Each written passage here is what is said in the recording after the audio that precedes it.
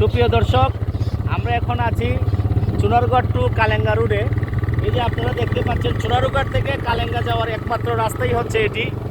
এই যে খুব সুন্দর রাস্তা, এই রেমা কালেঙ্গা বন্যপ্রাণী অভয়ারণ্য যেটা আছে, এটাতে যাওয়ার একমাত্র রাস্তা হচ্ছে এটা। দুই দিকে দেখেন কত সুন্দর ধান ক্ষেত, দুই দিকে মধ্যখান দিয়ে রাস্তা, পাশে পাশে আপনাদের খেজুর গাছ আছে, এরপর তাল গাছও আছে। এবং দিয়ে গেলে আসলে এমনি এমনি ঘরে যায়। আপনাদেরকে দেখানোর চেষ্টা করছি। এই রাস্তায় কিন্তু আমার গাড়ি, আমরা খুব সুন্দরভাবে কিন্তু ড্রাইভিং করতে পারি এই রাস্তা দিয়ে।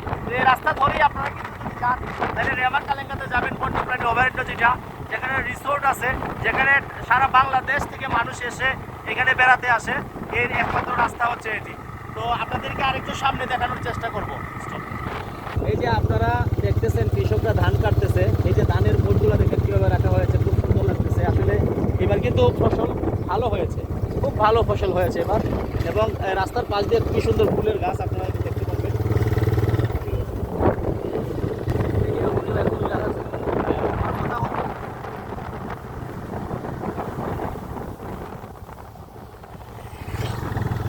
আপনারা সামনে এখন যেটা দেখবেন, এটা হচ্ছে বড় জোশ বাজার। এই বাজার বেরিয়েই কিন্তু রেমা কালেঙ্গা যেতে পারে।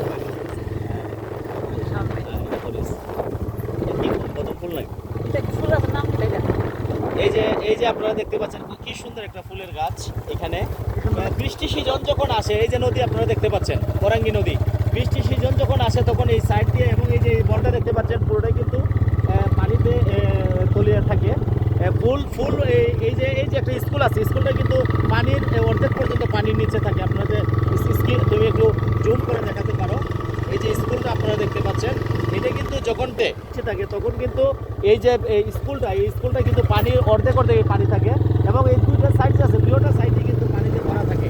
তো অনেক সুন্দর লাগে তখনকার সময় এই জায়গাটা, এই বনটা। তখন এই বন পানি দেওয়ার পরে আপনাদেরকে সামনে যে আর একটা ভিউ আছে সেটা দেখানোর